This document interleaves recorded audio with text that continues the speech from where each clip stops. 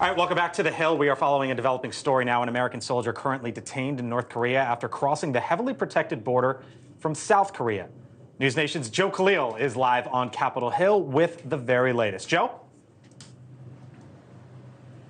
Yeah, Blake, the details in this story are pretty wild. Yes, we have a service member who is now detained in North Korea. Clearly, that's not ideal ever, but the military actually says this person willfully made a decision to walk right in to North Korea. We're talking about Private Second Class Travis King, and the story is that he was actually facing serious military disciplinary action.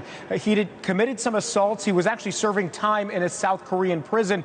So the military was going to be flying him back to Texas so he could face his consequences. He was actually at the airport ready to board a plane when at some point he turned around and went the other way, got into this group of American tourists and tried to blend in. Now, that tour group ended up going back to the demilitarized zone, the area in between North and South Korea, which actually does do quite a few tours. You can go and see the border with North Korea. Well, it was at that point King decided to make a run for it and ended up on the North Korean side. Not exactly clear if he understood the consequences of those actions, of taking chances in such a despotic place as North Korea, but that's where he is right now. And we're getting a lot of different types of reactions, certainly different tones from the Secretary of Defense, Lloyd Austin, and some members of Congress we spoke to earlier today about his case. We're closely monitoring and investigating the situation and working to notify the soldiers next of kin and engaging to address this incident. In terms of my concerns, I'm absolutely foremost concerned about the welfare of our troops.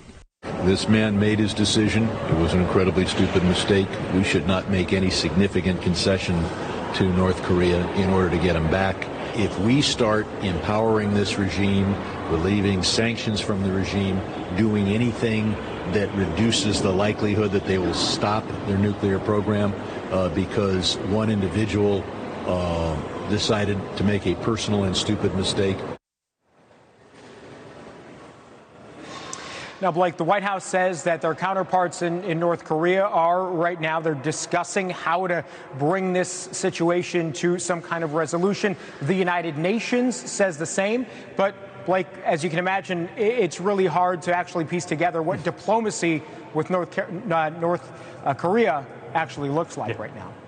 Exactly. All right, Joe Khalil live for us up on Capitol Hill. Joe, thank you. To that exact point, Johanna, who traveled the world with the Obama administration, what happens next? Well, there's we were no just playbook talking. here. No, I mean, look, there's a family here who has a loved one who is now in North Korea, and I don't know what he thought he was doing by defecting, because now you're going to end up playing basketball with Kim Jong-un. I don't think so. So what the U.S. has to do is really delicately balance this, because undoubtedly the family here is probably going to say there was a mental health issue or something like that. We have no idea, but I know we were just talking about DMZ, and it is a dangerous place, and I don't think most Americans quite understand that you don't have any interest in going there. I've been there on multiple occasions. Okay, with the Vice President before. No, it's no place to hang out. It's surrounded by landmines. It's very difficult to get to. You literally on the highway up from Seoul, there are giant concrete barriers that are triggered